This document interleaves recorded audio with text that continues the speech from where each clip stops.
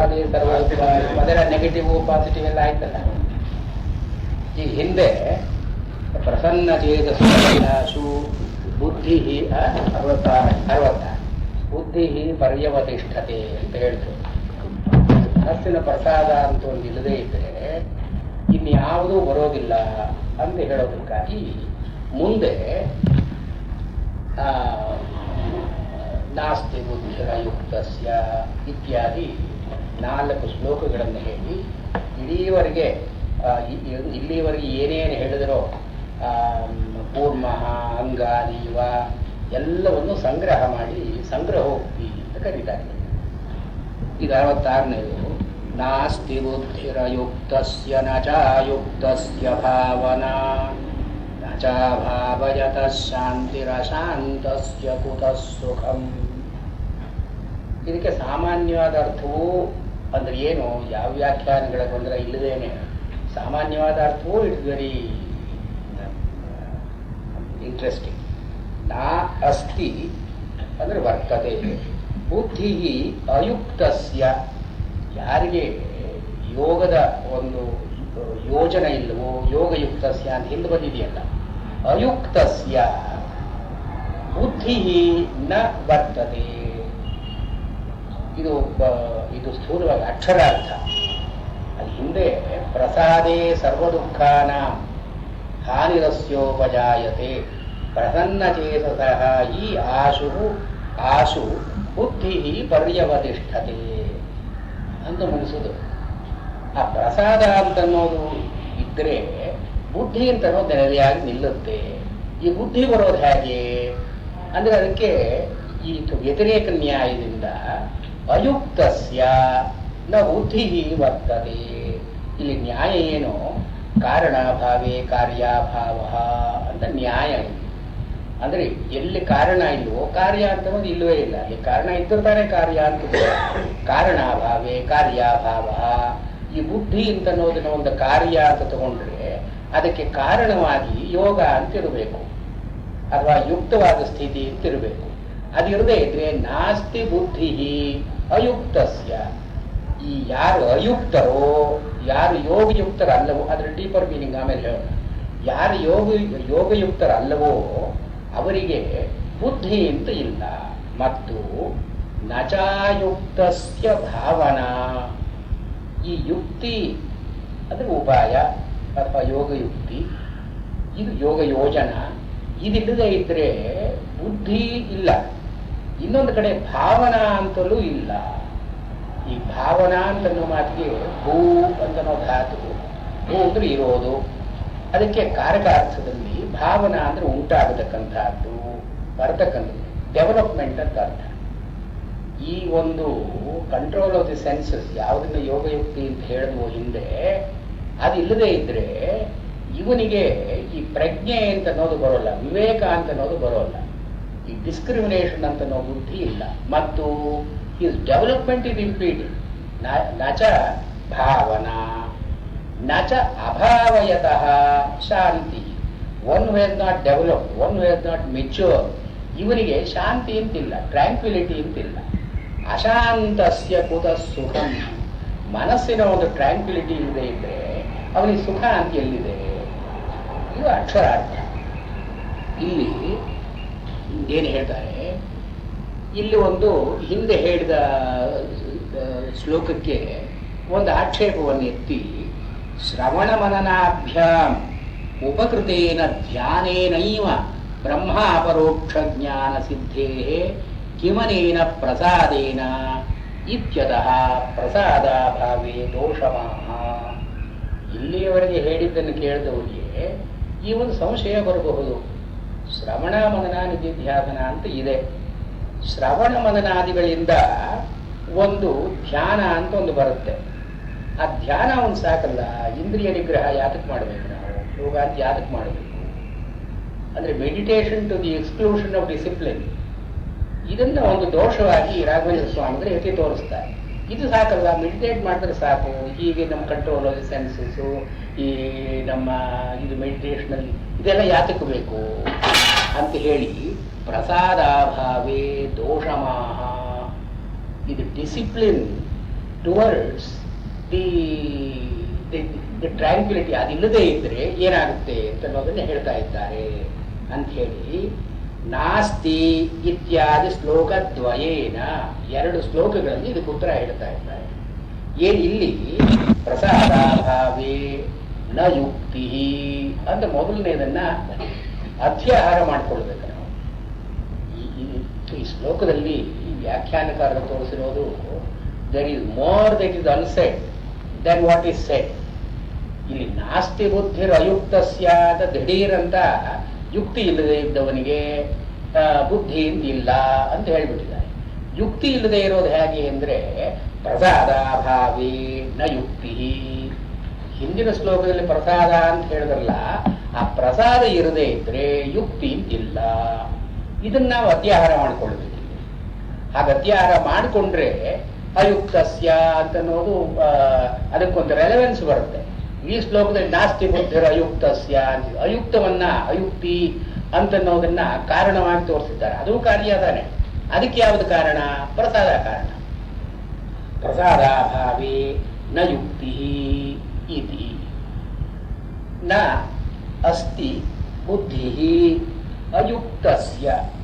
ಅಯುಕ್ತ ಬುದ್ಧಿ ಅಂತನ್ನೋ ಮಾತಿಗೆ ಇಲ್ಲಿ ಬ್ರಹ್ಮಾಪರೋಕ್ಷ ಅಥವಾ ಅಪರೋಕ್ಷ ಜ್ಞಾನ, ಅದು ಹಿಂದಿನ ಕಾಂಟೆಕ್ಸ್ಟ್ ಅಲ್ಲಿ ಇದನ್ನು ಎತ್ತಿ ತೋರಿಸಿದ್ದಾರೆ. ಬುದ್ಧಿ ಅಂದ್ರೆ ಬ್ರಹ್ಮಬುದ್ಧಿ, ಸರ್ವಂ ಬ್ರಹ್ಮಮಯಂ ಅಂತನ್ನೋದಾಗ್ಲಿ, ಅಥವಾ ಅಂತರ್ದೃಷ್ಟಿಯಿಂದ ಯಾವುದು ಸಾರವತ್ತಾದ್ದು, ಇದು ಬುದ್ಧಿ. ಬುದ್ಧಿ ಅಂತಂದ್ರೆ awakening to reality, waking up to reality. ಬುಧ ಧಾತುವಿನಿಂದ, ಬುಧ ಅಂದ್ರೆ ಜಾಗೃತವಾಗುವುದು, ಬುದ್ಧಿ ಅಂತಂದ್ರೆ that which is awake to reality, ಇದು ಬುದ್ಧಿ. ಇದನ್ನ ಇವರು ಅಪರೋಕ್ಷ ಜ್ಞಾನ ಅಂತ ಕರೀತಾರೆ. ಅಂದ್ರೆ direct intuitive understanding of the reality within oneself. ಇದು ಅಯುಕ್ತಸ್ಯ. ಇಲ್ಲಿ ಯುಕ್ತಿ ಅಂದ್ರೆ ಉಪಾಯ ಅಂತ ಹೇಳಿದ್ದಾರೆ. ಯುಕ್ತಿ ಯುಕ್ತಿರುಪಾಯ, ಯುಕ್ತಿ ಅಂತ ಮಾತಿ ಉಪಾಯ ಅಂತ ಅರ್ಥ. ಈ ಉಪಾಯ ಏನರ್ಥ? ಯಾವ ಉಪಾಯ ಇದು ಅಂದ್ರೆ ಚಿತ್ತ ನಿರೋಧ ಅಂತನ್ನೋದೇ ಉಪಾಯ. ಇಲ್ಲಿ ದೋಷೋಕ್ತಿ ಪರತ್ವಾದ್ ಮನಃಪ್ರಸಾದಾಭಾವೇ ಯುಕ್ತಿ ಶಬ್ದಿತ ಚಿತ್ತ ನಿರೋಧೋ ನ ಭವತಿ ಇತ್ಯೇತತ್ ಪ್ರಕರಣ ಪ್ರಾಪ್ತಮಾದವು ಯೋಜ್ಯಂ. ರಾಘವೇಂದ್ರ ಸ್ವಾಮಿಗಳು ಇಲ್ಲಿ ಏನು ಹೇಳ್ತಾರೆ? ಪ್ರಸಾದ ಅಂತನ್ನೋದು ಒಂದು ಪ್ರಿಲಿಮಿನರಿ ಪೀಸ್ ಆಫ್ ಮೈಂಡ್. ಅಂದ್ರೆ ಇನ್ಯಾವ ಹೆಚ್ಚು ಒಂದು ಇನ್ವಾಲ್ವ್ಮೆಂಟ್ ಇಲ್ಲದೇನೆ, ಒಂದು ಆಕಾಂಕ್ಷೆಗಳಿಲ್ಲದೇನೆ ಮನಃಪ್ರಸಾದ ಅಂತ ಒಂದು ಪ್ರಿಲಿಮಿನರಿ ಆಗಿರಬೇಕು. This is not the ultimate tranquility, but there must be a preliminary tranquility. ಇದು ಮನಃಪ್ರಸಾದಾಭಾವೇ. ಹೀಗೆ ಒಬ್ಬ ಮನುಷ್ಯನಿಗೆ ಒಂದು ಮನಸ್ಸಿನ ನೆಮ್ಮದಿ ಅಂತ ಇಲ್ಲದೆ ಇದ್ರೆ ಯುಕ್ತಿ ಶಬ್ದಿತ ಚಿತ್ತ ನಿರೋಧೋ ನ ಭವತಿ. ಈ ಯುಕ್ತಿ ಅಂತ ಅನ್ನೋದು ಚಿತ್ತ ನಿರೋಧ, ಇಂದ್ರಿಯಗಳನ್ನು ನಿರೋಧ ಮಾಡಿ ಇಂದ್ರಿಯಗಳ ಮೂಲಕವಾಗಿ ಮನಸ್ಸನ್ನ ಬಿಗಿ ಹಿಡ್ಕೊಳ್ಳೋದು. ಇದು ಮನಸ್ಸಿನಲ್ಲಿ ಒಂದು ನೆಮ್ಮದಿ ಅಂತ ಇರಬೇಕು. ಇದ್ರೆ ಇದು ಬರುತ್ತೆ, ಅದಿಲ್ಲದೆ ಇದ್ರೆ ಇದಿಲ್ಲ. ಅನ್ವಯ ವ್ಯತಿರೇಕ ನ್ಯಾಯದಿಂದ ನಚ ಅಯುಕ್ತಸ್ಯ ಭಾವನಾ. ಹೀಗೆ ಯುಕ್ತಿ ಅಂತಿಲ್ಲದೆ ಇದ್ರೆ ಈ ಬ್ರಹ್ಮಾಪರೋಕ್ಷ ಜ್ಞಾನ ಬರದೇ ಇರೋದಿರಲಿ, ಈ ಭಾವನಾ ಅಂತ ಧ್ಯಾನಕ್ಕೆ ಅನುಕೂಲವೂ ಇಲ್ಲ. ಇಲ್ಲಿ ಭಾವನಾ ಅಂದ್ರೆ ಧ್ಯಾನ. ಇದಕ್ಕೆ ಜಯತೀರ್ಥರು ಏನು ಹೇಳಿದ್ದಾರೆ? ಇಲ್ಲಿ ಬುದ್ಧಿ ಅಂದ್ರೆ ಶ್ರವಣ ಮನನ, ಈ ಭಾವನಾ ಅಂದ್ರೆ ಧ್ಯಾನ ಅಂತ ಹೇಳಿ ಈ ಚಿತ್ತ ನಿರೋಧ ಅಂತ ಯಾರಿಗಿಲ್ವೋ, ಆ ಚಿತ್ತ ನಿರೋಧ ಇಲ್ಲದೆ ಇದ್ರೆ ಈ ಕಡೆ ಆ ಬ್ರಹ್ಮಾಪರೋಕ್ಷ ಜ್ಞಾನವೂ ಇಲ್ಲ. ಅದಕ್ಕೆ ಬೇಕಾಗತಕ್ಕಂಥ ಶ್ರವಣ ಮನನಾದಿಗಳು ನಡೆಯೋಲ್ಲ. ಮತ್ತೆ ಇಲ್ಲಿ ಧ್ಯಾನವೂ ಇಲ್ಲ. ನಚಾಭಾವಯತಃ ಶಾಂತಿ ಅಶಾಂತಸ್ಯ ಕುತಃ ಸುಖಂ.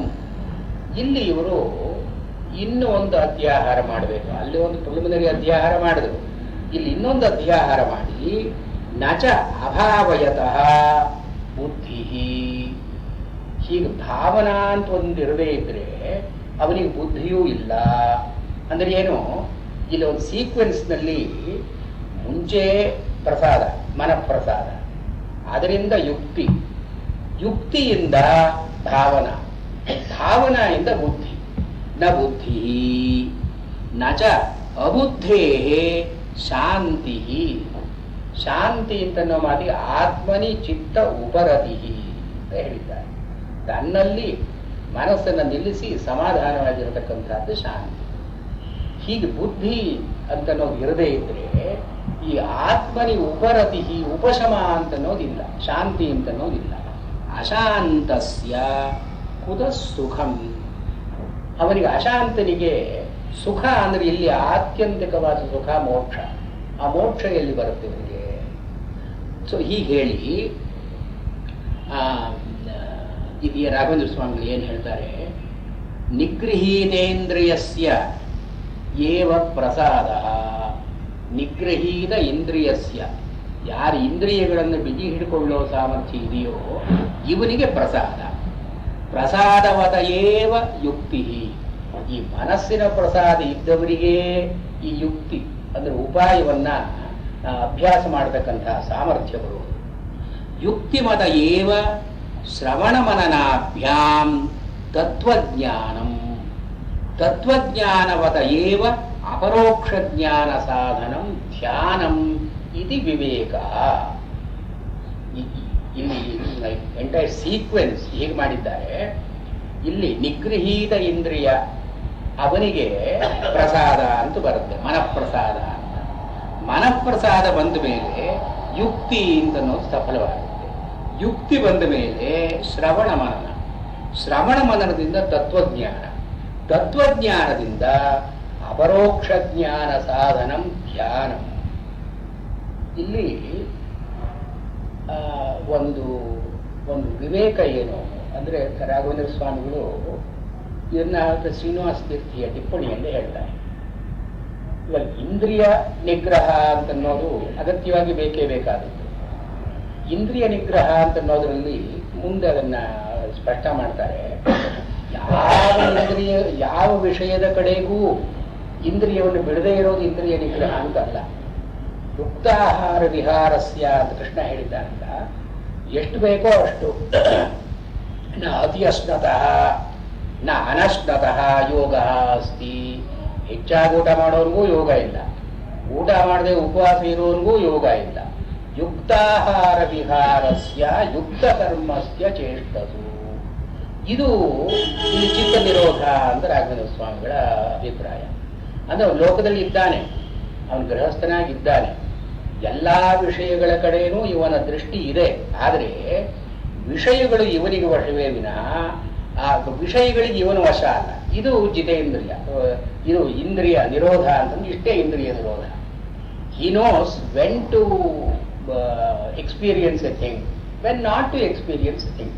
ಇದು ವಿವೇಕ ಅಂತ ಅನ್ನಿಸ್ಕೊಂಡು ಇಲ್ಲಿ ನಿಗೃಹೀತ ಇಂದ್ರಿಯಸ್ಯ ಅಂದ್ರೆ ಇಂದ್ರಿಯಗಳನ್ನು ಬಿಗಿ ಹಿಡಿಯೋದು, not suppressing, controlling it, guiding it, regulating it ಅಷ್ಟೇ. ಇದರಲ್ಲಿ ಒಂದು ಈ ವಿಷಯಗಳಿಂದ ಆಗತಕ್ಕಂತಹ ಚಾಂಚಲ್ಯ ಮನಸ್ಸಿಗಿಲ್ಲ. ಇದೊಂದು ಏನು ವಿವೇಕ, ಇಲ್ಲಿ ಮನಸ್ಸು ಅಂತನ್ನೋದು ಸ್ವತಃ ಚಂಚಲವಾದದ್ದು. ಯಾದಕ್ಕೆ? ಮನಸ್ಸಿನ ಸ್ವಭಾವವೇ ರಜಸ್ಸಿನಿಂದ ಹೆಚ್ಚಾಗಿ ಕೂಡಿದ್ದು. ಮನಸ್ಸು ಅಂತನ್ನೋ ಇಂಗ್ರೀಡಿಯೆಂಟ್ ಅದರಲ್ಲಿ ರಜಸ್ಸಿನ ಅಂಶ ಹೆಚ್ಚು. ರಜಸ್ಸು ಅಂದ್ರೆ ಆಕ್ಟಿವಿಟಿ. ಈ ಮನಸ್ಸಿನ ಅಂಶ ಹೆಚ್ಚಾಗಿರೋದ್ರಿಂದ, ರಜಸ್ಸಿನ ಅಂಶ ಹೆಚ್ಚಾಗಿರೋದ್ರಿಂದ ಹರಿಯೋ ಸ್ವಭಾವ ಅದರದ್ದು. ಇಂದ್ರಿಯಗಳು ಎಲ್ಲಿ ಕೆಲಸ ಮಾಡಿದ್ರೆ ಅಲ್ಲಿ ಮನಸ್ಸು ಹೋಗುತ್ತೆ. ಇಂದ್ರಿಯಗಳಿಗೆ ಒಂದು ಸ್ಥಾನ, ಮನಸ್ಸಿಗೆ ಒಂದು ಸ್ಥಾನ ಅಂತಿಲ್ಲ. ಇಂದ್ರಿಯಗಳಿಗೆ ಹೇಗೆ ಒಂದು ಸ್ಥಾನ ಅಂತಿದೆಯೋ, ಒಂದೊಂದು ಇಂದ್ರಿಯಕ್ಕೆ ಒಂದೊಂದು ಸ್ಥಾನ ಇದೆ. ಮನಸ್ಸಿಗೆ ಸ್ಥಾನ ನಿಯತಿ ಅಂತಿಲ್ಲ. It is not confined to a particular organ. So ಯಾವ್ಯಾವ ಇಂದ್ರಿಯದಲ್ಲಿ ಏನು ಕೆಲಸ ಆದರೂ ಕೂಡ ಮನಸ್ಸು ಅಂತ ಅನ್ನೋದು ಅಲ್ಲಿ ಹೋಗುತ್ತೆ. ಆದ್ರಿಂದಲೇ ಕೃಷ್ಣ ಮುಂದೆ ಏನು ಹೇಳ್ತಾನೆ, ಚಂಚಲಂ ಹಿ ಮನಃ ಕೃಷ್ಣ ಪ್ರಮಾಧಿ ಬಲವದೃಢಂ. ಚಂಚಲಂ ಹಿ ಮನಃ ಕೃಷ್ಣ. ಈ ಮನಸ್ಸು ಅನ್ನೋದು ಚಂಚಲವಾದದ್ದು, ಮನಶ್ಚಾಂಚಲ್ಯ ಅಂತ ಒಂದಿದೆ. ಈ ಮನಸ್ಸು ಸಹಜವಾಗಿ ಚಂಚಲವಾಗುವುದು ಅಂತಂದ್ರೆ ವಾಸನೆಗಳಿಂದ, ಹಿಂದಿನ ವಾಸನೆಗಳಿಂದ ಮನಸ್ಸು ಅಸ್ಥಿರವಾಗಿ ಅಲ್ಲಿ ಇಲ್ಲಿ ಓಡಿಯಾಡುತ್ತೆ. ಇಂದ್ರಿಯಗಳ ಮೂಲಕವಾಗಿ ವಿಷಯ ಬಂದ್ರೆ it's an additional load on the mind, it's an additional distraction. ಈ ಇಂದ್ರಿಯಗಳಿಂದ ಬರತಕ್ಕಂತಹ ವಿಷಯಗಳನ್ನು ನಿರೋಧ ಮಾಡಿದ್ರೆ ಮನಸ್ಸು ಸ್ಥಿರವಾಯಿತು ಅಂತಲ್ಲ. ಯಾಕಂದ್ರೆ ಮನಸ್ಸು ಒಳಗಡೆ ಇರೋ ವಾಸನೆಗಳಿಂದ ಕೆಲಸ ಮಾಡ್ತಾ ಇರಬಹುದು. ಕೃಷ್ಣನೇ ಇನ್ನೊಂದು ಕಡೆ ಹೇಳ್ತಾನಲ್ಲ, ಇಂದ್ರಿಯಾಣಿ ನಿಗೃಹ್ಯ ಮನಸಾ ಸ್ಮರಣ್ಯಾಸ್ತೆ ಮಿಥ್ಯಾಚಾರಸ್ಸ ಉಚ್ಯತೆ. ಇಂದ್ರಿಯಗಳನ್ನು ಬಿಗಿ ಹಿಡ್ಕೊಂಡಿದ್ದಾನೆ, ಮನಸ್ಸಿನಲ್ಲಿ ಎಲ್ಲಾ ಕೆಲಸವೂ ಮಾಡ್ತಾ ಇದ್ದಾನೆ. ಅವನು ಏನ್ ಕರಿಬೇಕು ನಾವು?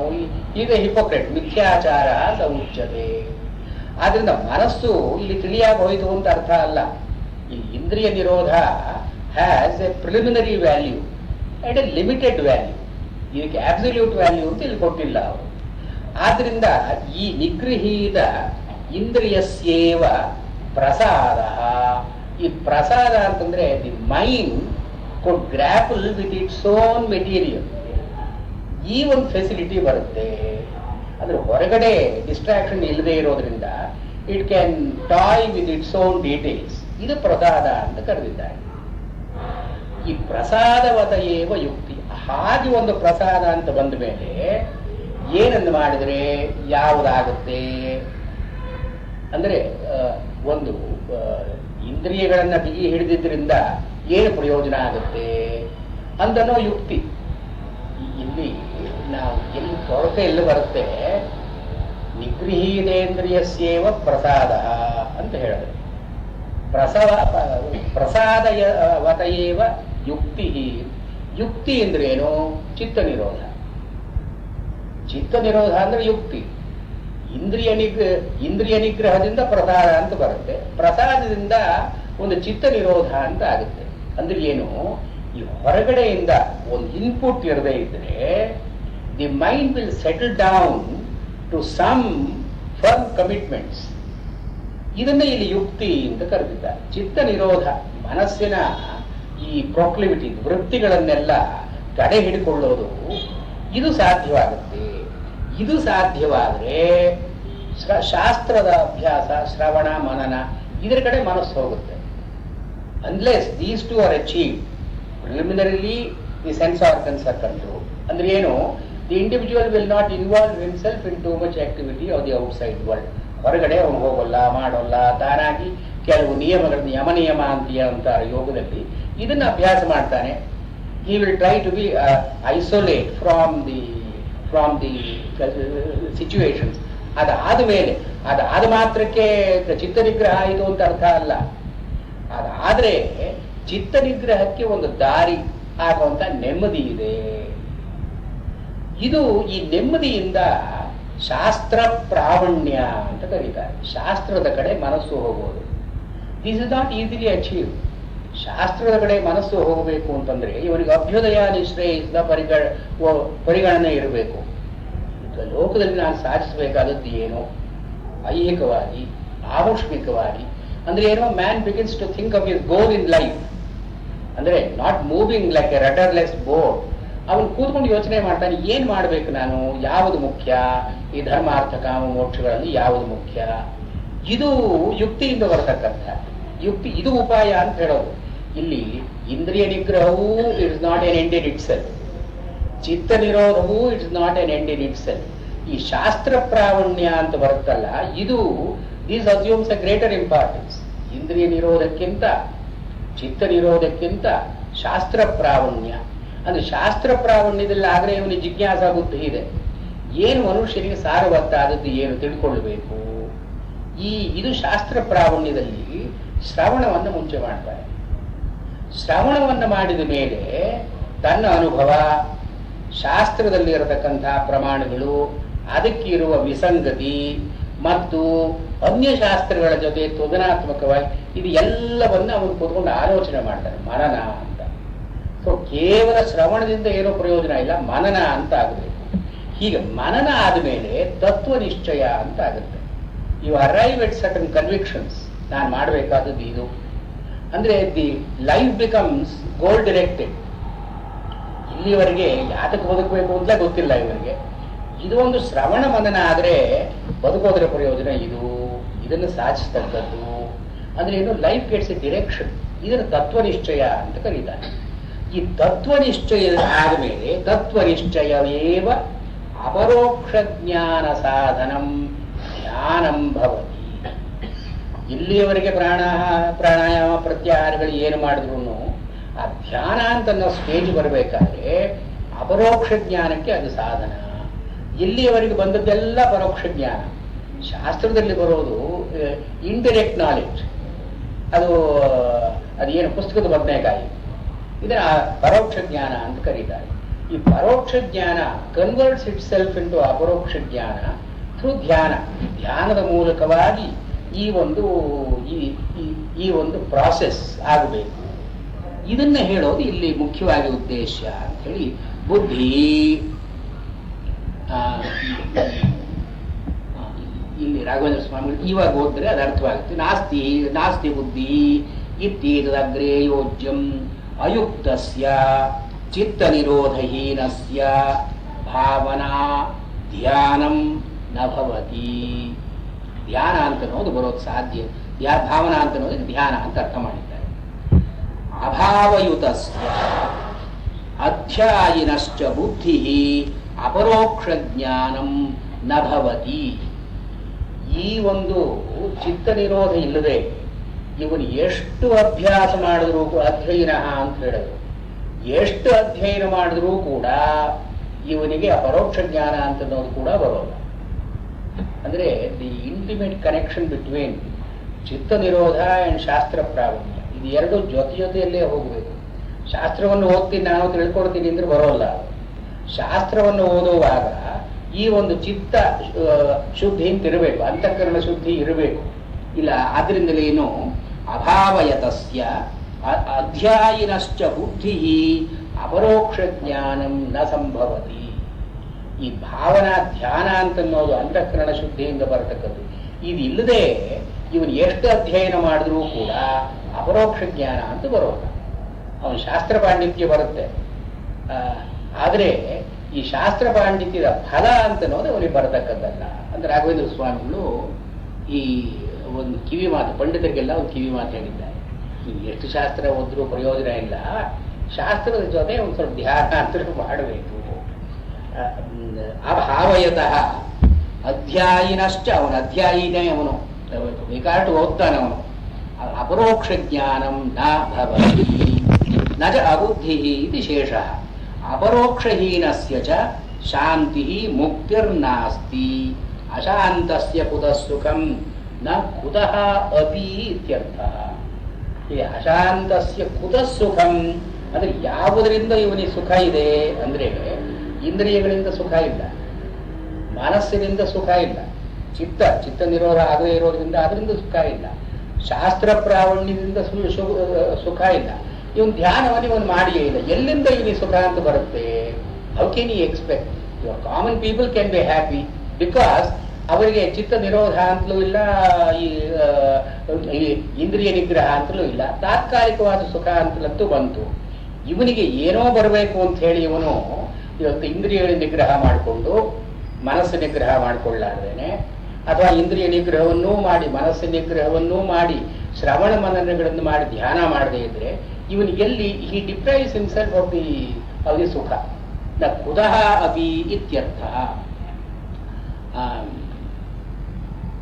ಇದು ಸರ್ವದುಃಖ ಪ್ರಹಾಣ ಮಾತ್ರಂ ಕಿಂತು ಸಂಸಾರಿಭಿಃ ಅಲಭ್ಯಂ ಪರಮಂ ಸುಖಂ ಚೇತಿ ಜ್ಞಾಪಯಿತು ಪ್ರಸಂಗಾತ್ ಪ್ರಾಪ್ತ ಇತಿ ಜ್ಞೇಯಂ. ರಾಘವೇಂದ್ರ ಸ್ವಾಮಿಗಳು ಏನಂತಾರೆ, ಸಂಸಾರಿಗಳಾದವರಿಗೆ ಸುಖ ಅಂತ ಗೊತ್ತು, ಆದರೆ ಈ ಸುಖಕ್ಕಿಂತ ಹೆಚ್ಚಿನ ಸುಖ ಒಂದಿದೆ ಅಂತ ಅವರಿಗೆ ಒಂದು ಕಲ್ಪನೆಯೂ ಇರಲಾರದು. ಈ ಸುಖ ಶಾಂತಿ ಇಲ್ಲದೆ ಇದ್ರೆ ಹೇಗೆ ಬರುತ್ತೆ? ಅಂದ್ರೆ ಶಾಂತಿ ಅಂತನ್ನೋದೇ ಸುಖ. ಈ ಶಾಂತಿಯನ್ನು ಬಿಟ್ರೆ ಸುಖ ಅಂತ ಇಲ್ಲ. ಆದ್ದರಿಂದ ಇಲ್ಲಿ ಅಯುಕ್ತಸ್ಯ ಕಸ್ಮಾತ್ ಬುದ್ಧಿರ್ನಾಸ್ತಿ, ಇಲ್ಲಿ ಮೊದಲಲ್ಲೇ ಹೇಳ್ಬಿಟ್ರಲ್ಲ ನೀವು, ನಚ ಬುದ್ಧಿ ಅಯುಕ್ತಸ್ಯ,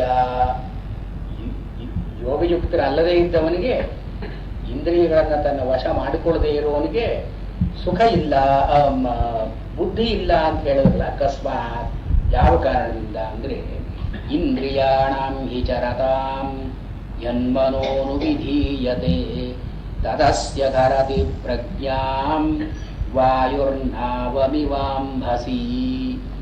ಇಂದ್ರಿಯಾಣಾಂ ಹಿ ಚರತಾಂ ಯತ್ ಮನಃ ಅನುವಿಧೀಯತೆ. ಈ ಮನಃ ಅಂದರೆ ಮನಸ್ಸು ಇಂದ್ರಿಯಾಣಾಂ ವಿಷಯೇಷು ಚರತಾಂ, ಇಂದ್ರಿಯಗಳು ವಿಷಯಗಳಲ್ಲಿ ಓಡಿಯಾಡ್ತಾ ಇದ್ದಾಗ, ಸ್ವೇಚ್ಛೆಯಾಗಿ ಓಡಿಯಾಡ್ತಾ ಇದ್ದಾಗ, ಸ್ವೈರಂ ವಿಷಯೇಷು ಚರತಾಂ ಗಚ್ಚತಾಂ ಅನು ಪೃಷ್ಠಭಾವಿತಯ ಮನಃ. ಇಂದ್ರಿಯಗಳು ಎಲ್ಲೆಲ್ಲಿ ಹೋಗುತ್ತೋ ಅದರ ಹಿಂದೆ ಮನಸ್ಸು ಒಂದು ಓಡುತ್ತೆ. ಇಂದ್ರಿಯಾಣಾಂ ಹಿ ಚರತಾಂ ವಿಷಯೇಷು ಅಂತ ಅಧ್ಯಾಯ ಮಾಡಿಕೊಳ್ಬೇಕು. ವಿಷಯೇಷು ಚರತಾಂ ಮನಃ ಅನು ಅಂದರೆ ಪಶ್ಚಾತ್, ಅದಾದ ಮೇಲೆ ವಿಧೀಯತೆ ಕ್ರಮತೆ ಗಚ್ಚತಿ. ಇಂದ್ರಿಯಗಳು ಹೋದ ಕಡೆ ಮನಸ್ಸು ಅಂತ ಹೋಗುತ್ತೆ. ಒಂದು ವಿಷಯವನ್ನ ಇಂದ್ರಿಯ ನೋಡುತ್ತೆ, ತಕ್ಷಣ ಮನಸ್ಸು ಬಂದು ಇದಿದು ಇದಿದು ಇದು ಬೇಕು, ಇದು ಬೇಡ, ಇದ್ರ ಸ್ವರೂಪ ಇದು, ಇದರ ಇಂಪ್ಲಿಕೇಶನ್ ಇದೆಲ್ಲ ಹೇಳುತ್ತೆ ಮನಸ್ಸು. ಅದರಿಂದ ಇಂದ್ರಿಯಾಣಾಂ ಹಿ ಚರತಾಂ ಯತ್ ಮನಃ ಅನುವಿಧೀಯತೆ. ಯಾವ ಮನಸ್ಸು ಇಂದ್ರಿಯಗಳು ಹೋದ ಕಡೆ ಪೃಷ್ಠಭಾವಿತ ಅದರ ಹಿಂಬಾಲಿಸಿ ಅದರ ಹಿಂದೆ ಓಡುತ್ತೆಯೋ ತತ್ ಆ ಓಡಿಯಾಡೋ ಮನಸ್ಸು, ಇಂದ್ರಿಯಗಳ ಹಿಂದೆ ಓಡತಕ್ಕಂತಹ ಮನಸ್ಸು, ತದ್ ಅಸ್ಯ ಯಾರು ಈ ಸಾಧನೆ ಅಂತ ಮಾಡಬೇಕು ಅಂತ ಹೊರಟಿದ್ದಾನೋ ಇವನ ಪ್ರಜ್ಞಾಂ ಪರೋಕ್ಷ ಜ್ಞಾನಂ ಹರತಿ. ಇಲ್ಲಿ ಏನೋ ಶಾಸ್ತ್ರ ಓದಿ ಒಂದು ಸ್ವಲ್ಪ ಏನೋ ಪರೋಕ್ಷ ಜ್ಞಾನ ಅಂತ ಪಡ್ಕೊಂಡಿದ್ದಾನಲ್ಲ, ಇದು ಕೂಡ ಈ ಮನಸ್ಸು ಹಾರಿಸ್ಬಿಡುತ್ತೆ ಅದನ್ನ. ಹರತಿ ಪ್ರಜ್ಞಾಂ ಹರ ಅಂದ್ರೆ ಏನು, ಉತ್ಪತ್ಸ್ಯಮಾನಂ ಅಪಿ. ಇಲ್ಲ ಏನೋ ಪರೋಕ್ಷ ಜ್ಞಾನ ಅಂತ ಉಂಟಾಗಿರಬಹುದು. ಇವರು ಶಾಸ್ತ್ರವನ್ನು ಓದಿ ಪ್ರಾಸಂಗಿಕವಾಗಿ ಇಂದ್ರಿಯ ನಿಗ್ರಹ ಆಗಿ, ಕೆಲವರು ಇಂದ್ರಿಯ ನಿಗ್ರಹ ಸ್ವಭಾವ ಸಿದ್ಧವಾಗಿ ಆಗುತ್ತೆ. ಈ ಮೆಂಟಲ್ ಡಿಫೆಕ್ಟಿವ್ ಬ್ಯಾಕ್ವರ್ಡ್ ಪೀಪಲ್ ಇವರಿಗೆಲ್ಲ ಸ್ವಭಾವದಲ್ಲಿಯೇ ಇಂದ್ರಿಯ ಚಾಂಚಲ್ಯ ಅಂತಿಲ್ಲ. ಇನ್ನು ಕೆಲವರಿಗೆ ಈ ವಿಷಯಾಭಾವಾತ್, ವಿಷಯಗಳು ಇಲ್ಲದೇನೆ ಇಂದ್ರಿಯ ನಿಗ್ರಹ ಅಂತ ಆಗುತ್ತೆ. ಕಣ್ಣು ಕಿವಿ ಕೆಲಸ ಮಾಡೋದಕ್ಕೆ ಏನು ಇವರಿಗೆ ಸಾಮಗ್ರಿ ಇಲ್ಲ, ಇಂದ್ರಿಯ ನಿಗ್ರಹವೇ ಅದು. ಇದು ವಿಷಯಾಭಾವ ಇಂದ್ರಿಯ ನಿಗ್ರಹ. ಇದು ಪ್ರಯತ್ನ ಪೂರ್ವಕವಾಗಿ ಮಾಡತಕ್ಕಂತಹದ್ದು ಇಂದ್ರಿಯ ನಿಗ್ರಹ ಅಂತ ಅನಿಸ್ಕೊಳ್ಳುತ್ತೆ. ಅಂದ್ರೆ ವಿಷಯಗಳಿದ್ರೂ ವಿಷಯಗಳ ಕಡೆ ಮನಸ್ಸನ್ನ ಹರಿಯ ಬಿಡದೆ ಇರೋದು, ಇದು ಇಂದ್ರಿಯ ನಿಗ್ರಹ. ಹೀಗೆ ಇಂದ್ರಿಯ ನಿಗ್ರಹ ಅಂತ ಇದ್ದಾಗ ಒಂದು ಶಾಸ್ತ್ರಜ್ಞಾನ ಅಂತ ಅವನು ಮಾಡಿಕೊಂಡಿರ್ತಾನೆ. ಶಾಸ್ತ್ರಜ್ಞಾನದಿಂದ ಒಂದು ಪರೋಕ್ಷ ಜ್ಞಾನ ಅಂತ ಬಂದಿರುತ್ತೆ. ಅಂದ್ರೆ ಇಂಡೈರೆಕ್ಟ್ ನಾಲೆಡ್ಜ್, ಯೋಗ ಅಂದ್ರೆ ಇದು, ಬ್ರಹ್ಮ ಅಂದ್ರೆ ಇದು, ಜೀವ ಬ್ರಹ್ಮರ ಸಂಬಂಧ ಇದು ಇತ್ಯಾದಿ ಏನೋ ಪರೋಕ್ಷ ಜ್ಞಾನ. ಇವೆಲ್ಲ ಪರೋಕ್ಷ ಅಂದ್ರೆ ಇಂಡೈರೆಕ್ಟ್ ನಾಲೆಡ್ಜ್, ಅಂದ್ರೆ ಶಾಸ್ತ್ರ ಪಾಂಡಿತ್ಯ ಜನ್ಯ ಜ್ಞಾನ. ಇದನ್ನು ಪರೋಕ್ಷ ಜ್ಞಾನ ಅಂತ ಕರೀತಾರೆ. ಇದು ಶ್ರವಣದಿಂದ ಮಾತ್ರ ಬಂದಿರುತ್ತೆ. ಆದ್ರೆ ಚಿತ್ತ ನಿರೋಧ ಅಂತ ಇರೋಲ್ವಲ್ಲ, ಅವನು ಅಯುಕ್ತ. ಚಿತ್ತ ನಿರೋಧ ಇಲ್ಲದೆ ಇದ್ರೆ ಅಯುಕ್ತ. ಇಲ್ಲಿ ಪ್ರಶ್ನೆ ಏನು, ಅಯುಕ್ತರಿಗೆ ಬುದ್ಧಿ ಇಲ್ಲ ಅಂತ ಹೇಗೆ ಹೇಳ್ತೀರಿ ಅಂದ್ರೆ, ಇದು ಇಂದ್ರಿಯಾಣಾಂ ಹಿ ಚರತಾಂ ಯನ್ಮನಃ ಅನುವಿಧೀಯತೆ ತತ್. ಆ ಹೋಗತಕ್ಕ ಮನಸ್ಸು ಇಂದ್ರಿಯ ನಿಗ್ರಹ ಇದ್ರೂ ಚಿತ್ತ ನಿಗ್ರಹ ಇಲ್ಲದೆ ಇರುವ ಕಾರಣದಿಂದ ಒಂದು ವಿಷಯದ ಕಡೆ ಮನಸ್ಸು ಹೋದ್ರೆ ಅದು ಅಸ್ಯ ಪ್ರಜ್ಞಾಂ ಹರತಿ. ಇವನು ಇಲ್ಲಿಯವರೆಗೆ ಪರೋಕ್ಷ ಜ್ಞಾನ ಪಡ್ಕೊಂಡಿದ್ದೆಲ್ಲ ಗಾಳಿಪಾಲು ಹೊರಟೋಯ್ತು. ಅಂದ್ರೆ one act of the mind Ken disturb the entire theoretical knowledge. ಅದೆಲ್ಲ ಪೂರ್ತಿ ಹೊರಟೋದು. ಹೇಗೆ ಅಂದ್ರೆ, ವಾಯು ನಾವಂ ಇವ ಅಂಬಸಿ. ನೀರಿನಲ್ಲಿ ಒಂದು ಹಡಗು ಹೋಗ್ತಾ ಇದ್ರೆ, ದೋಣಿ ಹೋಗ್ತಾ ಇದ್ರೆ, ಗಾಳಿ ಬಂದು ಪ್ರತಿಕೂಲವಾಗಿ ಅದನ್ನು ಎಲ್ಲಾ ಕಡೆಗೂ ಹೇಗೆ ಎಳ್ಕೊಂಡು ಹೋಗುತ್ತೋ ಹಾಗೆ ಈ ಮನಸ್ಸು ಇಂದ್ರಿಯಗಳನ್ನ ವಿಷಯದ ಕಡೆಗೆ ಎಳ್ಕೊಂಡು ಹೋಗುತ್ತೆ. ವಾಯು ನಾವಂ ಇವ ಅಂಬಸಿ. ಇಲ್ಲಿ ನಾವ ಅಂತನ್ನೋದು ಹಡಗು ಅಂತನ್ನೋದು ಪ್ರಜ್ಞೆ, ವಾಯು ಅಂತನ್ನೋದು ಇಂದ್ರಿಯ ಮನಸ್ಸು ಇದರ ಚಾಂಚಲ್ಯ. ಇದು ಈ ಪ್ರಜ್ಞೆಯನ್ನ ಹಾರಿಸ್ಕೊಂಡು ಹೋಗುತ್ತೆ, ವಿಷಯಗಳ ಕಡೆ ಪ್ರತಿಕೂಲವಾಗಿ ತಳ್ಳಿಕೊಂಡು ಹೋಗುತ್ತೆ. ಹೇಗೆ ಅಂದ್ರೆ ಅಂಬಸಿ ಅಂತ ಹೇಳಿದ್ದಾರೆ. ಅಂಬಸಿ ಅಂತನ್ನೋ ಮಾತಿಗೆ ಅಂಬಸ್ಥಾನೀಯಂ ಮನಶ್ಚಾಂಚಲ್ಯಂ, ನೀರಿನಲ್ಲಿ ಅಂತ ಹೇಳಿದ್ದಾರೆ. ನೀರು ಅಂದ್ರೆ ಏನೋ ಅಲುಗಾಡ್ತಾ ಇರತಕ್ಕಂಥದ್ದು, ಅಳ್ಳಾಡ್ತಾ ಇರತಕ್ಕಂಥದ್ದು, ಅದಕ್ಕೆ ಒಂದು ಸ್ಥಿತಿ ಅಂತ ಇಲ್ಲದೆ ಇರತಕ್ಕಂಥದ್ದು. ಇದು ಮನಶ್ಚಾಂಚಲ್ಯ. ಮನಸ್ಸು ಚಾಂಚಲ್ಯ ಅಂತಿದ್ರೆ ಇದು ಇಂದ್ರಿಯಗಳು ಯಾವ ಕಡೆ ಅಂದ್ರೆ ಆ ಕಡೆ ಹೋಗುತ್ತೆ, ಲೈಕ್ ಎ ರಡ್ಡರ್ಲೆಸ್ ಬೋಟ್. ಮನಶ್ಚಾಂಚಲ್ಯೇ ಸತಿ, ಮನಶ್ಚಾಂಚಲ್ಯ ಇದ್ರೆ ಇದು ಅಂಬಸಿ ಅಂತನ್ನೋ ಮಾತಿಗೆ ಇದು ಅರ್ಥ. ನೀರು ಅಂತಂದ್ರೆ ಮನಶ್ಚಂಚಲವಾಗಿರೋದು. ಯಾಕಂದ್ರೆ ನೀರು ಚಂಚಲ ತಾನೆ, ನೀರು ಚಂಚಲ, ಮನಸ್ಸು ಚಂಚಲ, ಉಪಮಾ ಕೊಟ್ಟಿದ್ದಾರೆ. ಆದರೆ ಸ್ಥಿರ ಮನಸ್ಥೈರ್ಯ ಅಂತನ್ನೋದು ಭೂಮಿ ಸ್ಥಾನೀಯೇ. ಭೂಮಿಯಲ್ಲಿ ಒಂದು ಹಡಗಿಟ್ರೆ ಗಾಳಿ ಅದನ್ನು ಹಾರಿಸ್ಕೊಂಡು ಹೋಗಲಾರದು, ಅದು ಇದ್ದ ಕಡೆಯೇ ಇರುತ್ತೆ. ಹಾಗೆ ಭೂಸ್ಥಾನೀಯ ಅಂದರೆ ಮನಸ್ಥೈರ್ಯ. ಯಾರಿಗೆ ಸ್ಥಿರವಾದ ಮನಸ್ಸಿದೆಯೋ ಅವನ ಇಂದ್ರಿಯಗಳು ಎಲ್ಲಿ ಅಂದ್ರೆ ಅಲ್ಲಿ ಹೋಗುತ್ತೆ, ನಮ್ಮ ವಶದಲ್ಲಿ ಇಲ್ಲ, ಪರೋಕ್ಷ ಜ್ಞಾನ ಹಾಳಾಗುತ್ತೆ. ಈ ಮನಸ್ಥೈರ್ಯ ಅಂತ ಒಂದು ಇದ್ರೆ ನಮ್ಮ ಹೋಗುತ್ತೆ, ಬೇಡ ಅಂತ ಕಡೆ ಬಿಡುತ್ತೆ.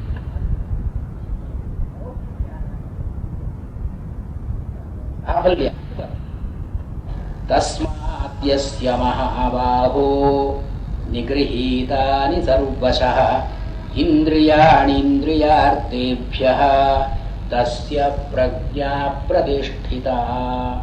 ತಸ್ಮಾತ್ ಆದ ಕಾರಣದಿಂದ, ಅಂದ್ರೆ ಚಿತ್ತ ನಿರೋಧ ಇಲ್ಲದೇನೆ ಶಾಸ್ತ್ರಜ್ಞಾನ ಅಂತೂ ಇಲ್ಲ. ಶಾಸ್ತ್ರಜ್ಞಾನ ಒಂದು ವೇಳೆ ಉಂಟಾದರೂ ಕೂಡ ಮನಸ್ಥೈರ್ಯ ಇಲ್ಲದೆ ಇದ್ರೆ ಅದು ಹಾಳಾಗುತ್ತೆ. ತಸ್ಮಾತ್ ಆದ ಕಾರಣದಿಂದ, ಅಂದ್ರೆ he is driving at the essentials. ತಸ್ಮಾತ್ ಯಸ್ಯ ಸರ್ವಶಃ ಇಂದ್ರಿಯಾಣಿ ಸರ್ವಾಣಿ ನಿಗೃಹೀತಾನಿ. ಸರ್ವಶಃ ಇಂದ್ರಿಯಾಣಿ ಇಂದ್ರಿಯಾರ್ಥೇಭ್ಯ, ಇಂದ್ರಿಯಗಳ ವಿಷಯಗಳಿಂದ ಎಲ್ಲಾ ಕಡೆಯಿಂದಲೂ, ಅಂದ್ರೆ ಎಲ್ಲಾ ಇಂದ್ರಿಯ ವಿಷಯಗಳಿಂದಲೂ ಕೂಡ ಇಂದ್ರಿಯಾಣಿ ನಿಗೃಹೀತಾನಿ, ಇಂದ್ರಿಯಗಳನ್ನು ಬಿಗಿ ಹಿಡಿದಿದ್ರೆ ತಸ್ಯ ಪ್ರಜ್ಞಾ, ಅವನಿಗೆ ಇರತಕ್ಕಂತಹ ಪರೋಕ್ಷ ಜ್ಞಾನ ಪ್ರತಿಷ್ಠಿತ ಭವತಿ, ಸ್ಥಿರವಾಗುತ್ತೆ, ಅಳ್ಳಾಡದೆ ನಿಲ್ಲುತ್ತೆ, ಪ್ರಯೋಜನಕಾರಿಯಾಗುತ್ತೆ. ಇಲ್ಲಿ ರಾಘವೇಂದ್ರ ಸ್ವಾಮಿಗಳು ಈ ಯಸ್ಮಾತ್ ಏವಂ ನಿಗೃಹೀತೇಂದ್ರಿಯಸ್ಯ ಏವ ಉಕ್ತರೂಪ ಪ್ರಸಾದ. ಮೊದಲನೇದು ಪ್ರಸಾದವತ ಏವ ಚಿತ್ತ ನಿರೋಧ ರೂಪ ಯುಕ್ತಿ ಉಪಾಯಂ. ಯುಕ್ತಿಮತ ಏವ ಶ್ರವಣ ಮನನೆ ತಾಭ್ಯಾಂ ತತ್ವನಿಶ್ಚಯಃ. ತತ್ವನಿಶ್ಚಯವತ ಏವ ಅಪರೋಕ್ಷ ಸಾಧನಂ ಧ್ಯಾನಂ. ತಸ್ಮಾತ್ ಹೇ ಮಹಾಬಾಹೋ ಸರ್ವಶಃ ಇಂದ್ರಿಯಾಣಿ ಸರ್ವಾಣಿ ಇಂದ್ರಿಯಾಣಿ ಇಂದ್ರಿಯಾರ್ಥೇಭ್ಯಃ ರೂಪಾದಿ ಸರ್ವ ವಿಷಯೇಭ್ಯಃ ಯಸ್ಯ ನಿಗೃಹೀತಾನಿ ತಸ್ಯ ಪ್ರಜ್ಞಾ ಪ್ರತಿಷ್ಠಿತ. ಪ್ರಸಾದ ಯುಕ್ತಿ ಶ್ರವಣ ಮನನ ತತ್ವನಿಶ್ಚಯ ಧ್ಯಾನ ಪ್ರಣಾಡ್ಯ ಅಪರೋಕ್ಷಧೀಹಿ ಪ್ರತಿಷ್ಠಿತ ಪ್ರಕರ್ಷೇಣ ಜಾಯತೆ ಇತ್ಯರ್ಥಃ. ಈ ಎರಡು ಶ್ಲೋಕಗಳಿಗೆ ಇದು ಅರ್ಥ. ಈಗ ಅಪರೋಕ್ಷ ಜ್ಞಾನ ಬರಬೇಕಾದ್ರೆ ಈ ಪ್ರಸಾದದಿಂದ ಒಂದು ಸೀಕ್ವೆನ್ಷಿಯಲ್ ಅಚೀವ್ಮೆಂಟ್ ಇರಬೇಕು ಅಂತ ಹೇಳಿ ಪ್ರಸಾದ, ಯುಕ್ತಿ, ಶ್ರವಣ ಮನನ, ತತ್ವನಿಶ್ಚಯ, ಧ್ಯಾನ ಪ್ರಣಾಡ್ಯ ಅಪರೋಕ್ಷ ಜ್ಞಾನಧೀ ಪ್ರತಿಷ್ಠಿತ ಭವತಿ. ಯಾ ನಿಶಾ ಸರ್ವಭೂತಾನಾಂ ತಸ್ಯಾಂ ಜಾಗರ್ತಿ ಸಂಯಮೀ ಯಸ್ಯಾಂ ಜಾಗ್ರತಿ ಭೂತಾನಿ ಸಾ ನಿಶಾ ಪಶ್ಯತೋ ಮುನೇಃ. ಯಾ ಪ್ರಜ್ಞಾ, ಹಿಂದೆ ಪ್ರಜ್ಞಾ ಪರ್ಯವಸಾನ ಆಯ್ತಲ್ಲ, ತಸ್ಯ ಪ್ರಜ್ಞಾ ಪ್ರತಿಷ್ಠಿತ. ಸಾ ಅಂದ್ರೆ ಆ ಪ್ರಜ್ಞಾ, ಯಾಕೆಂದ್ರೆ ಸಾ is a pronoun, it must qualify something. What does it qualify? ಪೂರ್ವೋಕ್ತವಾದದ್ದು ಪ್ರಜ್ಞಾ. ಸಾ ಪ್ರಜ್ಞಾ ನಿಶಾ ಸರ್ವಭೂತಾನಾಂ ತಸ್ಯಾಂ ಜಾಗರ್ತಿ ಸಂಯಮಿ. ಯಾವುದು ಈ ಪ್ರಜ್ಞೆ ಅಂತ ಹೇಳಿದ್ವಲ್ಲ ನಾವು, ಎಲ್ಲ ಮನುಷ್ಯರಿಗೂ ಕೂಡ ಇದು ಕತ್ತಲೆ, ಇದು ರಾತ್ರಿ ಇದ್ದ ಹಾಗೆ.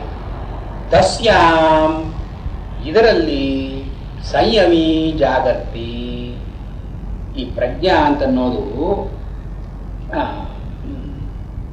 ಪ್ರಜ್ಞಾ ಸ್ತ್ರೀಲಿಂಗ, ಜ್ಞಾನ ನಪುಂಸಕಲಿಂಗ. ಇದು ಜ್ಞಾನ ಯಾರಿಗೆ ಬೇಕಾದ್ರೂ ಬರ್ಬೋದು, ಪ್ರಜ್ಞಾ ಹೆಂಗಸರಿಗೆ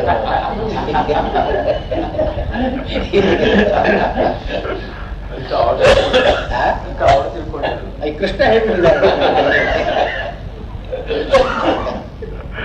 ಅದು ಕೃಷ್ಣ ಹೇಳಿದಕ್ಕೂ ಒಂದು ಮಾರ್ಜಿನ್ ಕೊಡ್ಬೇಕು. ಯಾರೋ ರೊಮ್ಯಾಂಟಿಕ್ ಅವನು, ಸ್ವಲ್ಪ ಶಿವಲ್ರಸ್.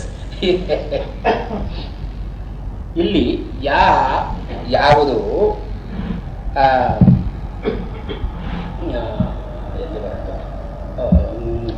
ಪ್ರಾಣಿನಾಂ ನಿಶಾ ಇವ ಪರಮೇಶ್ವರ ಸ್ವರೂಪ ಲಕ್ಷಣ ಯತ್ ಪರಮೇಶ್ವರ ಸ್ವರೂಪಂ ಪ್ರಾಣಿನಾಂ ನಿಶಾಸ್ಥಾನೀಯಂ ಇತಿ ಯಾವತ್ ನಿಶಾಯಾಂ ಸುಪ್ತಾನಿ ಇವ ನ ಕಿಂಚಿತ್ ಭಗವತ್ ಸ್ವರೂಪಂ ಜಾನಂತಿ ಇತಿ ಭಾವಃ.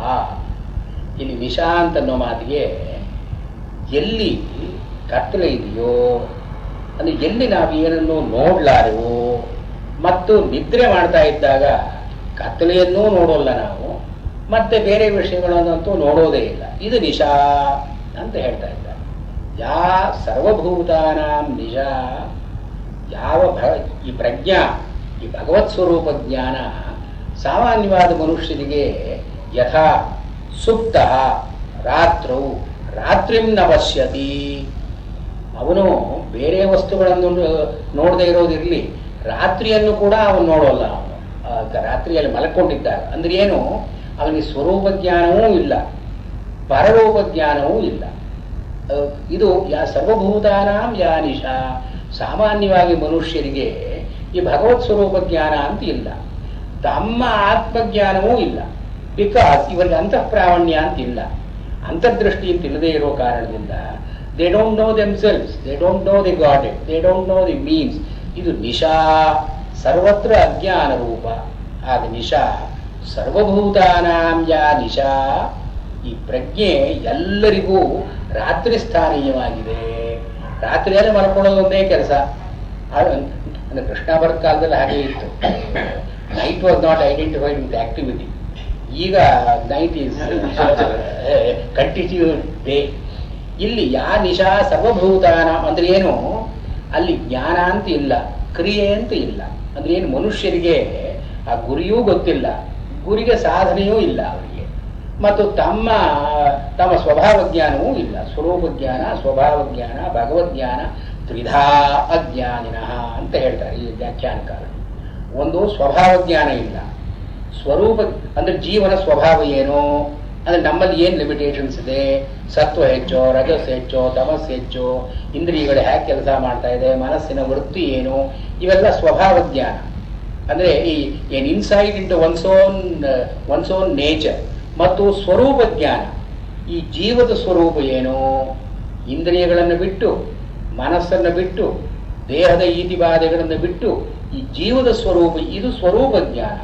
ಮತ್ತು ಸ್ವರೂಪದಲ್ಲಿ ಅಂತರ್ಯಾಮಿಯಾಗಿರೋ ಭಗವದ್ಜ್ಞಾನ, ಇದು ತ್ರಿಧಾ ಜ್ಞಾನ. ಮೂರರ ಜ್ಞಾನವೂ ಇಲ್ಲದೆ ಇರೋದು ನಿಶಾ ಅಂತ ಕರೆಸ್ಕೊಳ್ಳೋದು. ಯಾ ನಿಶಾ ಸರ್ವಭೂತಾನಾಂ ತಸ್ಯಾಂ ಸಂಯಮಿ ಜಾಗರ್ತಿ.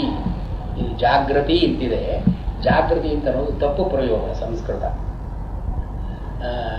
ಜಾಗರ್ತಿ ಅಂತಿರ್ಬೇಕು, ಎಚ್ಚರವಾಗಿರ್ತಾನೆ ಅಂತಿರ್ಬೇಕು. ಅದು ಕೃಷ್ಣ ಹೇಳಿದ್ಮೇಲೆ ನಾವು ಸಾಧು ಅಂತ ತಗೊಳ್ಬೇಕಂತೆ.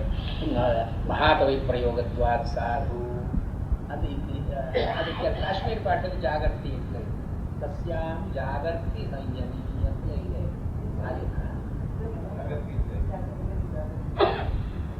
ಹೌದಾ, ಅದು ಯಾರೋ ಇರ್ಬೇಕು.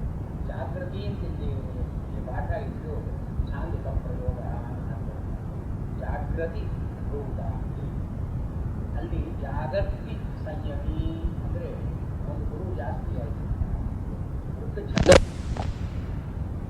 ಇಲ್ಲಿ ಯಾ ನಿಶಾ ಸರ್ವಭೂತಾನಾಂ ತಸ್ಯಾಂ ಜಾಗರ್ತಿ ಸಂಯಮಿ, ಒಂದು ಗುರು ಒತ್ತು ಹೆಚ್ಚಾಯಿತು. ಯಾ ನಿಶಾ ಸರ್ವಭೂತಾನಾಂ ತಸ್ಯಾಂ ಜಾಗೃತಿ ಸಂಯಮಿ ಅಂತನ್ನುವಾಗ ವೃತ್ತದಲ್ಲಿ ಛಂದೋಭಂಗ ಇಲ್ಲ, ಜಾಗೃತಿ ಅಂತನ್ನುವಾಗ ಛಂದೋಭಂಗ. ಅದನ್ನು ಯಾರೋ ಪಾಪ ಕರೆಕ್ಟ್ ಮಾಡಿಬಿಟ್ಟಿದ್ದಾರೆ. ಯಾರು ಸಂಯಮಿ, ಸಂಯಮಿ ಅನ್ನೋ ಮಾತು ಹೊಸದಾಗಿ ಪ್ರಯೋಗ ಮಾಡ್ತಾ ಇದ್ದಾರೆ. ಇದು ಯೋಗದಲ್ಲಿ ತ್ರಯವೇಕತ್ರ ಸಂಯಮ ಅಂತ ಒಂದು ಮಾತು, ಮೂರನ್ನು ಕೂಡಿಸಿ ಸಂಯಮ ಅಂತ ಹೇಳ್ತಾ ಇದ್ದೀವಿ. ಯಾವುದು ಮೂರು? ಧ್ಯಾನ, ಧಾರಣ, ಸಮಾಧಿ. ಇದು ಅಷ್ಟಾಂಗದಲ್ಲಿ ಯಮ ನಿಯಮ, ಆಸನ, ಪ್ರಾಣಾಯಾಮ, ಪ್ರತ್ಯಾಹಾರ. ಇದು ಬಹಿರಂಗ ಅಂತ ಕರೀತಾರೆ. ಬಹಿರಂಗ ಅಂತಂದ್ರೆ ಎಕ್ಸ್ಟರ್ನಲ್ ಮೀನ್ಸ್, ಆರಾದ ಉಪಕಾರಕ. ಇದರಿಂದ ನೇರವಾಗಿ ಉಪಕಾರ ಇಲ್ಲ. ಯಮ ನಿಯಮ, ಆಸನ, ಪ್ರಾಣಾಯಾಮ, ಪ್ರತ್ಯಾಹಾರ ಇದು ಆರಾದ ಉಪಕಾರಕ. ಅಂದ್ರೆ they are helpful only from A distance. ಅಂದ್ರೆ ಏನು, ಇವಕ್ಕೆ ಇಟ್ ಇಸ್ ಆಪ್ಷನಲ್, ನೀವು ಬೇಕಾದ್ರೆ ಮಾಡ್ಬೋದು ಬಿಡ್ಬೋದು.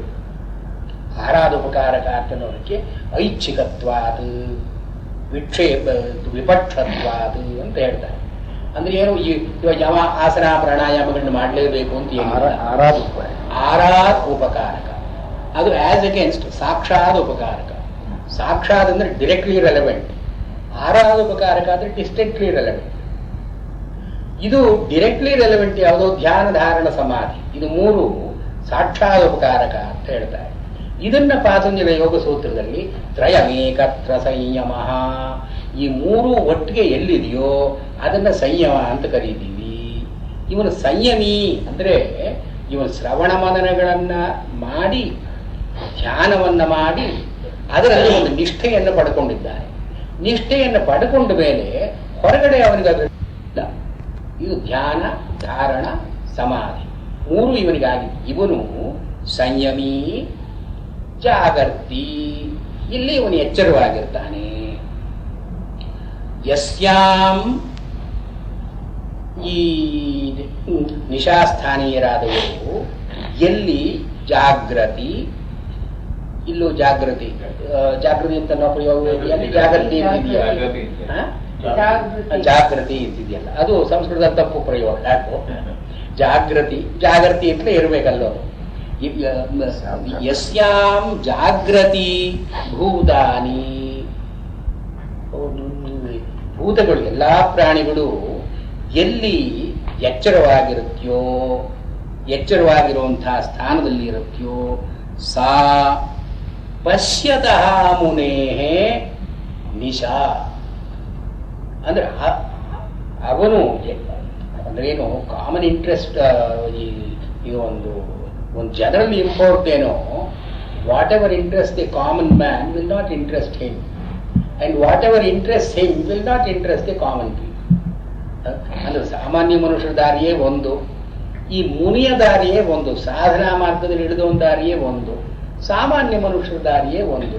ಸಾಮಾನ್ಯ ಮನುಷ್ಯರು ಯಾವುದರಲ್ಲಿ ತೊಡಗಿದ್ದಾರೋ ಅದು ಇವನಿಗೆ ಇಷ್ಟ ಇಲ್ಲ, ಇದಕ್ಕೆ ವಿಮುಖ. ಇವನು ಯಾವ್ದ್ರಲ್ಲಿ ಇದ್ದಾನೋ ಸಾಮಾನ್ಯ ಮನುಷ್ಯರು ಅದರಲ್ಲಿ ವಿಮುಖ. ಇದು ಜನರಲ್ ಇಂಪೋ. ಇಲ್ಲಿ ಪಶ್ಯತಃ ಮುನೇಹೇ ಅಂತನ್ನೋದಕ್ಕೆ, ಮುನಿ ಅಂತನ್ನೋದಕ್ಕೆ ಮನನಶೀಲ.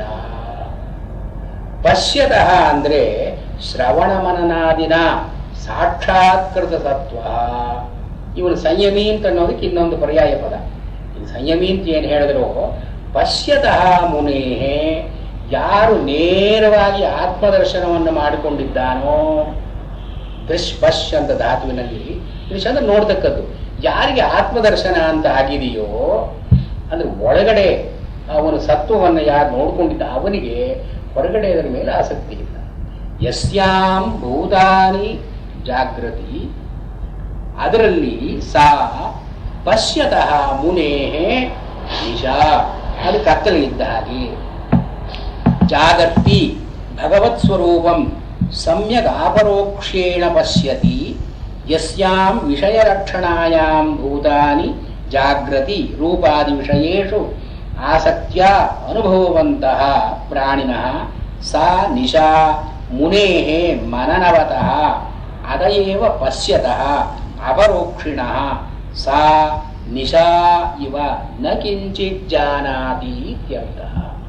ಅವನಿಗೆ ಹೊರಗಡೆ ಪ್ರಪಂಚದ ವಿಷಯ ಏನೋ ಗೊತ್ತಿಲ್ಲ, ಅವನಿಗೆ ಗೊತ್ತಾಗಬೇಕಾದದ್ದು ಅವನಿಗಿಲ್ಲ. ಸಾ Nisha ಪಶ್ಯದೋ ಮುನೇಯ. He has dissociated himself from the world of ordinary people. ಅಂದ್ರೆ ತಥಾತ್ವೇ, ಇಲ್ಲಿ ರಾಘವೇಂದ್ರ ಸ್ವಾಮಿಗಳೇ ಒಂದು ಒಂದು ಒಂದು ಶಂಕೆಯನ್ನು ಇರ್ತಾರೆ.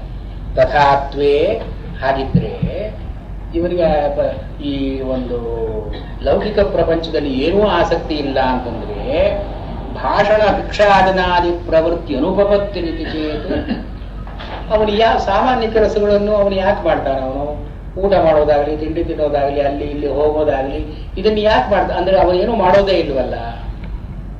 ಅಂದ್ರೆ ಯಾರಿಗೆ ಇವಾಗ ಅಪರೋಕ್ಷ ಜ್ಞಾನ ಬರುತ್ತೆಯೋ ಅವನು he becomes unfit to live in the world. ಅವನಿಗೆ ಜಗತ್ತಿನ ಯಾವ ವ್ಯವಹಾರದಲ್ಲೂ ಆಸಕ್ತಿ ಇಲ್ಲದಾಗ ಆಗುತ್ತಲ್ಲ ಅಂತಂದ್ರೆ ಹಾಗಲ್ಲ.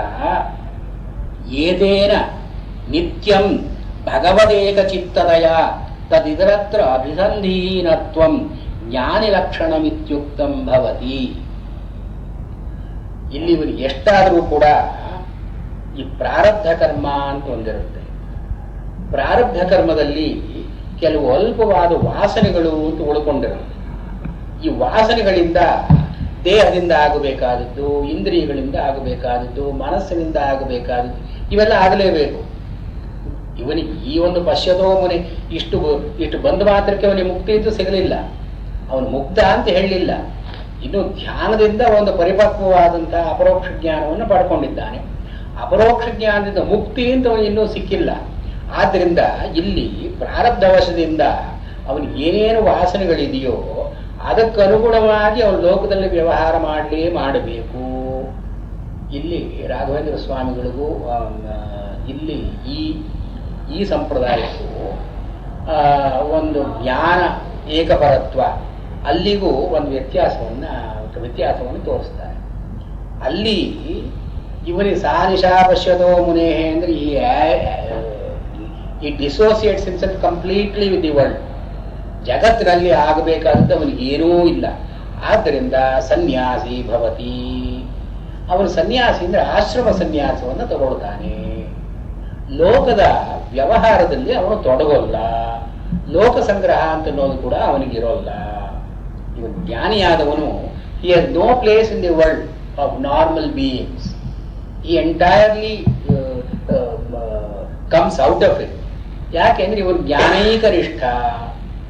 ಆದ್ರೆ ಈ ವಾದದಲ್ಲಿ ಅದನ್ನು ಒಪ್ಪೋಲ್ಲ. ಎಷ್ಟು ಜ್ಞಾನ ಬಂದರೂ ಕೂಡ ಕರ್ಮವನ್ನು ಮಾಡ್ತಾನೇ ಇರಬೇಕು. ಕುರು ಕರ್ಮ ಇವತ್ವಂ ಕರ್ಮಜ್ಜಾಯೋಹ್ಯ ಕರ್ಮಣ ಅಂತ ಕೃಷ್ಣ ಹೇಳಿದ್ದಾನೆ. ಕರ್ಮವನ್ನು ಮಾಡ್ತಾನೇ ಇರಬೇಕು. ಕರ್ಮ ಬಿಡೋದಕ್ಕಿಂತ ಕರ್ಮ ಮಾಡೋದು ಒಳ್ಳೆಯದು. ಕುರು ಕರ್ಮ ಇವತ್ವಂ ಕರ್ಮಜ್ಜಾಯ ಕರ್ಮಣ. ಇದರಲ್ಲಿ ಇವನು ಸಾಮಾನ್ಯ ಮನುಷ್ಯ ಏನು ಕೆಲಸ ಮಾಡ್ತಾನೋ ಜ್ಞಾನಿಯಾದವನು ಅದೇ ಕೆಲಸಗಳನ್ನು ಮಾಡ್ತಾನೆ. ಅವನು ಮಾಡದೇ ಇರೋಲ್ಲ, ಎಲ್ಲಾ ಕೆಲಸಗಳನ್ನು ಮಾಡ್ತಾನೆ. ಆದರೆ ಇವರಷ್ಟು ದಟ್ಟವಾದ ವಾಸನೆ ಅವನಿಗಿಲ್ಲ. ಪ್ರಾರಬ್ಧ ಕರ್ಮದಿಂದ ಅಲ್ಪವಾದ ವಾಸನೆ ಇರುತ್ತೆ.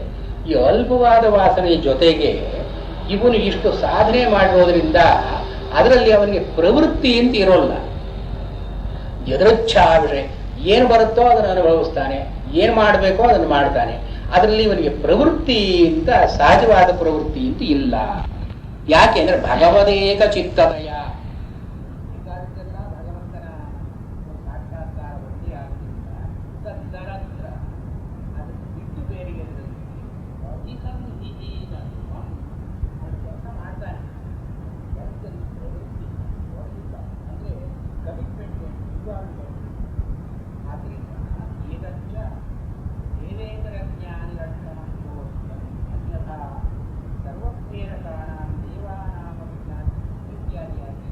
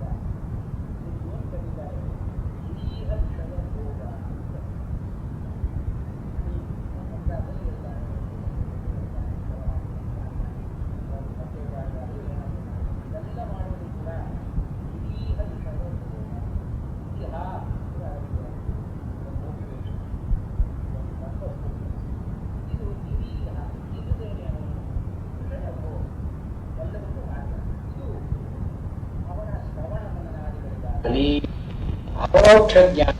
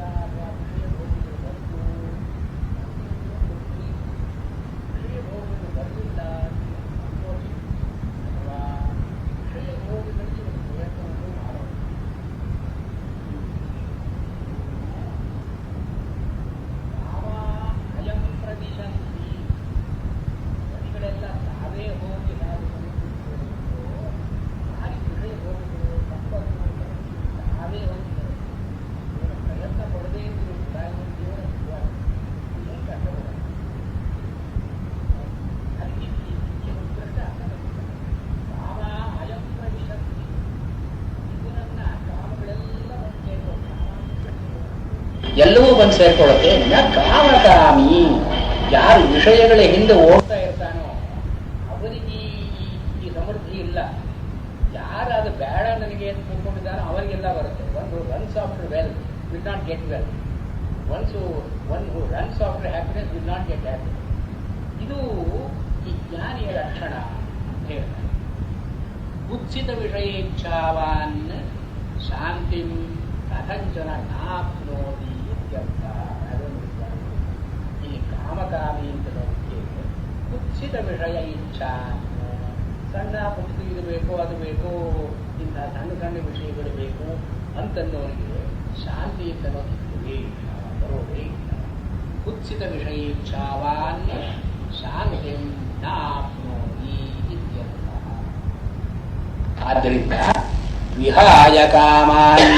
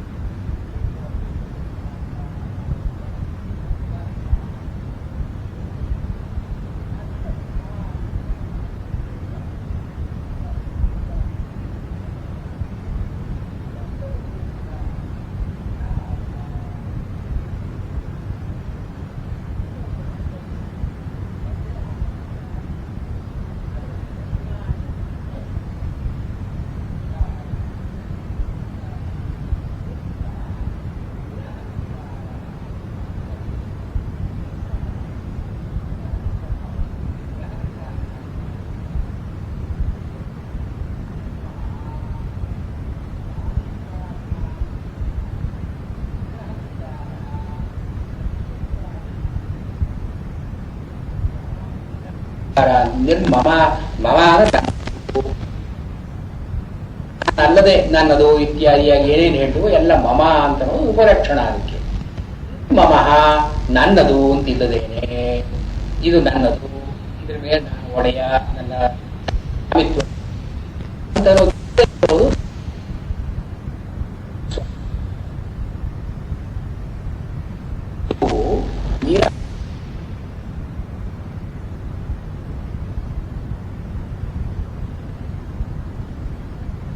ಅನುಭವಿಸತಕ್ಕವನು ನಾನು ಇತ್ಯಾದಿಗಳ ಕಲ್ಪನೆ ಇರೋದು ಅಹಂಕಾರ. ಇದಿಲ್ಲದೆ ಇರೋನು ನಿರ.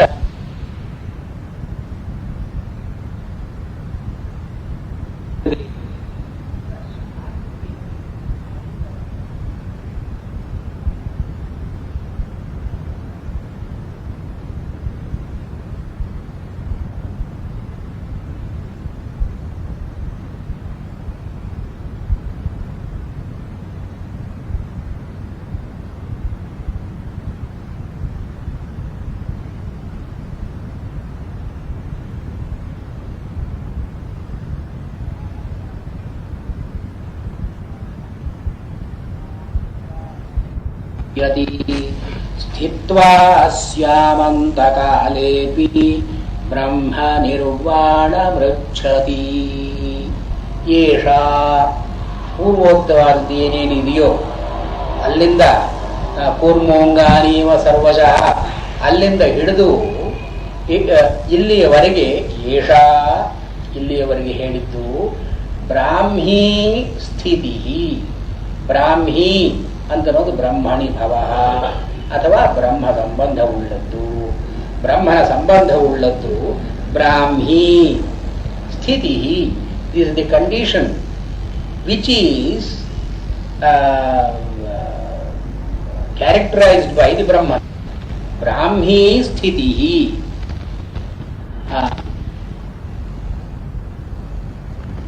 ನ ಏನಾಂ ಪ್ರಾಪ್ಯ ಏನಾಂ ಸ್ಥಿತಿಂ ಪ್ರಾಪ್ಯ. ಇಲ್ಲಿಯವರೆಗೆ ಹೇಳಿದ್ದು ಬ್ರಹ್ಮವಿತ್ ಸ್ಥಿತಿ. ಇಲ್ಲಿ ಮಧುಸೂದನ ಸರಸ್ವತಿಗಳು ವ್ಯಾಖ್ಯಾನ ಮಾಡ್ತಾ ಬ್ರಾಹ್ಮೀ ಸ್ಥಿತಿ, ಇಲ್ಲಿ ಬ್ರಾಹ್ಮೀ ಅಂತನ್ನೋ ಮಾತಿನಲ್ಲಿ ಬ್ರಹ್ಮವಿದ ಸ್ಥಿತಿ, ಬ್ರಹ್ಮವಿತ್ತಿನ ಸ್ಥಿತಿ, ಬ್ರಹ್ಮನನ್ನು ತಿಳ್ಕೊಂಡವರ ಸ್ಥಿತಿ ಇದು. ಏಷ ಬ್ರಾಹ್ಮೀ ಸ್ಥಿತಿ ಅಂತ ಅರ್ಥ ಮಾಡ್ತಾರೆ. Which seems very reasonable. ಏಷ ಬ್ರಾಹ್ಮೀ ಸ್ಥಿತಿ ಏನಾಂ ಪ್ರಾಪ್ಯ. ಈ ಸ್ಥಿತಿಯನ್ನು ಮುಟ್ಟಿದ ಮೇಲೆ ನ ವಿಮುಹ್ಯತಿ, ಅವನಿಗೆ ಯಾವ ವಿಧವಾದ ಮೋಹವೂ ಇಲ್ಲ. ಸಂಸಾರದಲ್ಲಿ ಅವನು ತಿರುಗಿ ಸಿಕ್ಕೋಡುವಂತ ಸಂಭವ ಇಲ್ಲ. ಸ್ಥಿತ್ವಾ ಅಸ್ಯಾಂ ಅಂಧಕಾಲೇ ಅಪಿ ಇದೇ ಸ್ಥಿತಿಯಲ್ಲಿ ಅವನು ಅಸ್ಯಾಂ ಸ್ಥಿತ್ಯಾಂ ಈ ಸ್ಥಿತಿಯಲ್ಲೇ ಅವನು ಇದ್ರೆ ಸ್ಥಿತ್ವ ಇದ್ದು ಅಂಧಕಾಲೇಪಿ ಮರಣಕಾಲದಲ್ಲಿಯೂ ಕೂಡ ಇದೇ ಸ್ಥಿತಿ ಇದ್ರೆ ಅಂದ್ರೆ ಮುಕುಂದಮಾಲದಲ್ಲಿ ಹೇಳ್ತಾರಲ್ಲ ಏನು ಪ್ರಾಣ ಪ್ರಯಾಣ ಸಮಯೇ ಕಫವಾತ ಪಿತ್ತೈ ಕಂಠಾವರೋಧನ ವಿಧೌ ಸ್ಮರಣಂ ಕುತಸ್ತೆ. ಈಗೆಲ್ಲ ಮನಸ್ಸು ಎಚ್ಚರವಾಗಿದ್ರೆ ಎಲ್ಲ ನಡೆಯುತ್ತೆ. ಆಗ ಪ್ರಾಣ ಪ್ರಯಾಣ ಸಮಯೇ ಕಫವಾತ ಪಿತ್ತೈ ಕಂಠಾವರೋಧನ ವಿಧವು ಸ್ಮರಣಂ ಕುತಸ್ತೆ. ಇಲ್ಲಿ ಆಗಲೂ ಮರಣಕಾಲೇಪಿ ಆಗಲೂ ಇದೇ ಸ್ಥಿತಿ ಇತ್ತು ಅಂದ್ರೆ ಪುಣ್ಯಶಾಲಿ ಅದೃಷ್ಟಶಾಲಿಗಳಿಗೆ ಬ್ರಹ್ಮ ನಿರ್ವಾಣ ಮೃಚ್ಛತಿ. ಅವನು ವಾಣಂ ಕಾಯಂ ಶರೀರಮಿತ್ಯರ್ಥ. ವಾಣ ಅಂದ್ರೆ ಶರೀರ, ಪ್ರಾಕೃತ ಶರೀರ.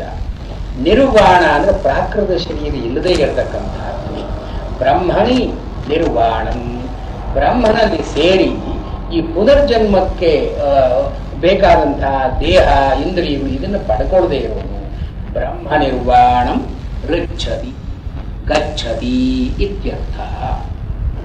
ಇದಕ್ಕೆ ವೇದಾಂತ ದೇಶಿಕರು ಸ್ವಲ್ಪ ಬೇರೆ ರೀತಿಯಾಗಿ ಅರ್ಥ ಮಾಡಿದ್ದಾರೆ.